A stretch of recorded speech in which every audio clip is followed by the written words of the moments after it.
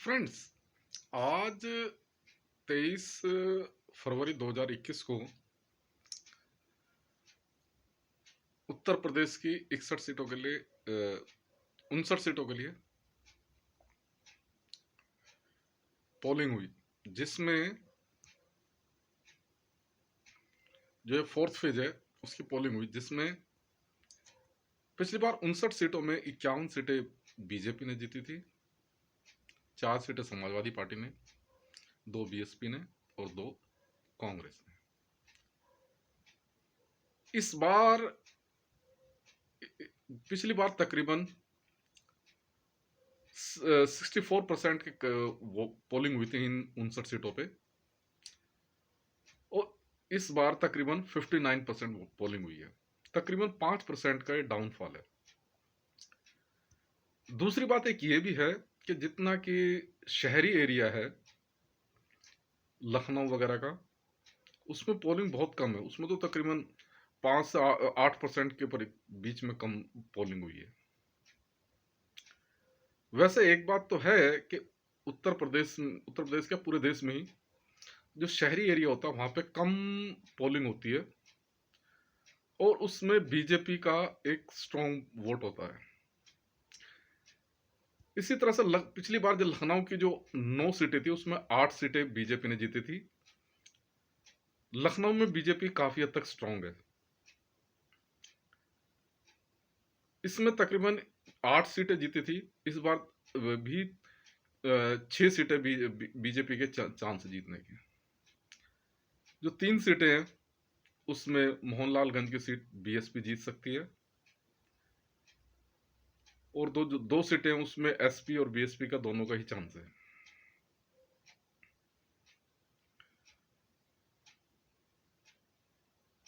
उसी तरह से हरदोई और सीतापुर की जो सीटें हैं इनमें बीएसपी भी काफी स्ट्रॉन्ग कैंडिडेट इसने उतारे, और ये सारा इसको सिनारे को देखें तो ये हरदोई और सीतापुर की जो सीटें हैं इसमें काफी स्ट्रॉन्ग फाइट है। हालांकि बीजेपी इनमें बहुत ज्यादा ही काफी स्ट्रॉन्ग पोजीशन में है, लेकिन बीएसपी की और एसपी की जो स्ट्रेटजी है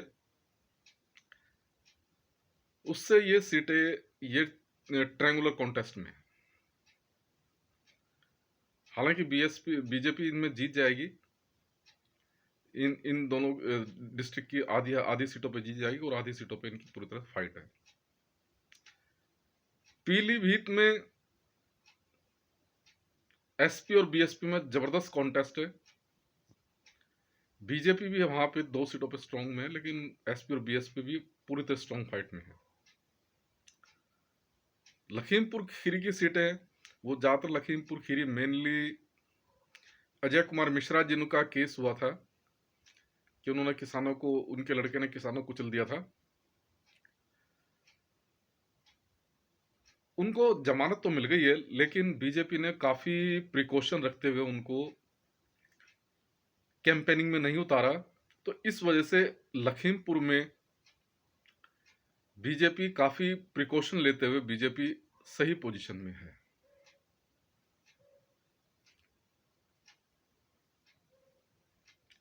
बांदा जिले की जो 4 सीटें हैं उसमें पूरी तरह से बीएसपी टक्कर में है बीजेपी के। बीजेपी को कह नहीं सकते चारों के चारों से बीजेपी जीत जाए। बीएसपी इसमें तकरीबन 2 सीटें निकाल जाएगी।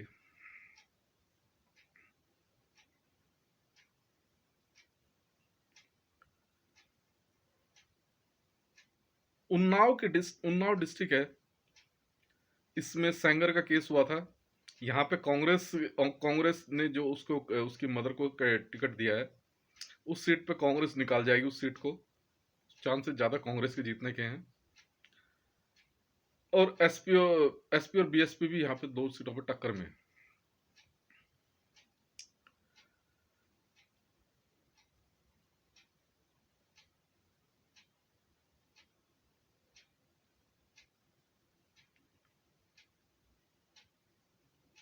इस तरह से ये सारा का सारा कॉन्टेस्ट एक काफी हद तक उस फेज में चल रहा है कि जो बीजेपी के लिए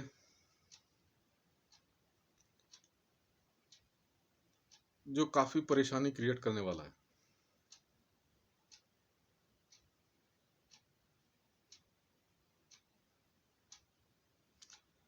सीतापुर हरदोई में बीएसपी शुरू से ही स्ट्रांग थी, लेकिन बीजेपी पिछले दो इलेक्शन में जबरदस्त उन्होंने कमबैक किया और जबरदस्त तरीके से टक्कर में।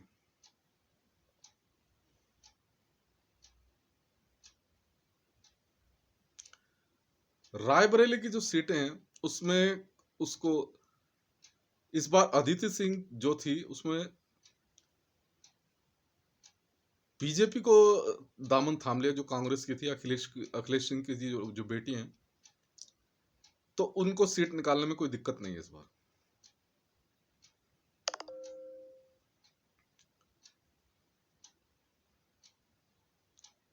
तो सिनारियो सारा ऐसा बन रहा है कि ये 59 सीटों में बीजेपी तकरीबन,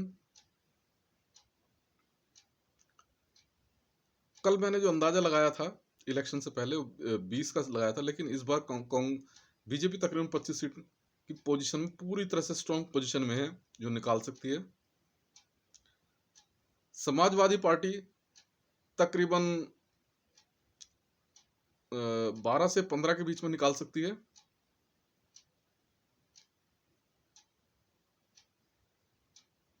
बीएसपी भी कमोबेश इसी पोजीशन में है, 12 से 15 के बीच में बीएसपी भी निकाल सकती है। और 4 सीटें कांग्रेस काफी टक्कर दे रही है इनमें, तो मोस्ट प्रोबेबली उसमें कांग्रेस भी जीत जा सकती है। हालांकि कांग्रेस और बीजेपी का जो वोट बैंक है वो थोड़ा सिमिलर सा ही है, तो कांग्रेस सीधी फाइट जब बीजेपी को देती है तो उसमें कांग्रेस को थोड़ा ज्यादा बेनिफिट्स हो सकता है। रायबरेली जो कि इनका पुराना अपना गढ़ है कांग्रेस का, उसमें कांग्रेस एक्सपेक्ट कर सकते हैं 2 सीट निकाल जाए। तो इस तरह से सारा का सारा सिनारियो इस तरह से बन रहा है। 4th फेज का जो इलेक्शन है ये पहले से ही डिसाइसिव होता है, 4th और 5th फेज का इलेक्शन। अगर अब पिछले इलेक्शन को देखा जाए, पिछले 3 इलेक्शन को देखा जाए असेंबली के, 4th और 5th फेज में ही जो जिस पार्टी को मेजोरिटी मिलती है वो इनमें ही सबसे ज्यादा बढ़त बनाती है। ऐसा 2007 में बीएसपी के साथ भी था, बीएसपी ने उनमें काफी स्ट्रॉन्ग पोजीशन गेन की। उसी तरह से समाजवादी पार्टी के साथ भी 2007 में उन्होंने उसी तरह से अपना इस एरिया में तक बहुत सीटें निकाली तक।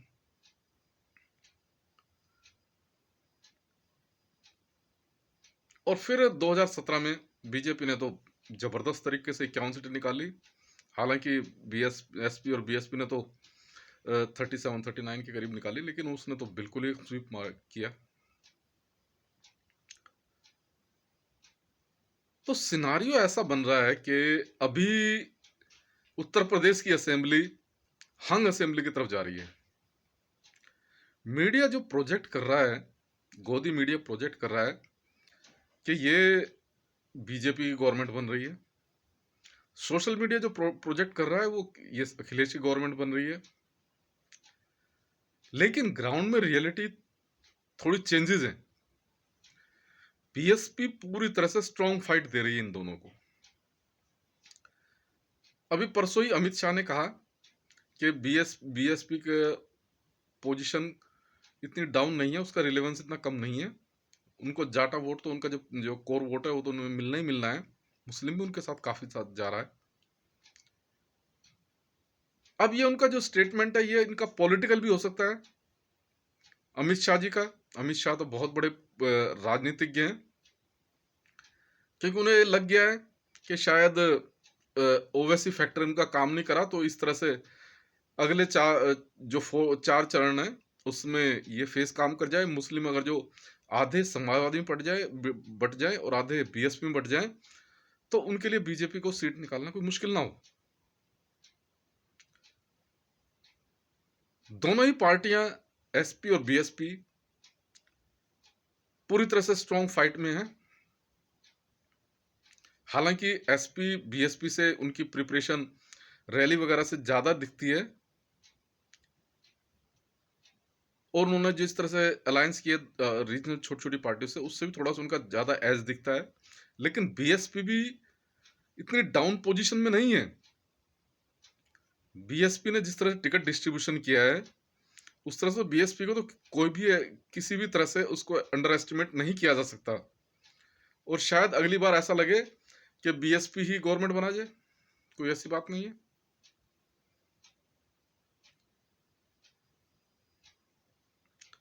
तो मेरा एक एनालिसिस है फोर्थ फेज का, जो कि काफी उस पे है, ग्राउंड रियलिटीज पे। मैंने जो मेरे सोर्सेज हैं इस एरियाज में, मैंने कांटेक्ट करके जो मैंने सारा आपको एनालिसिस दिया है,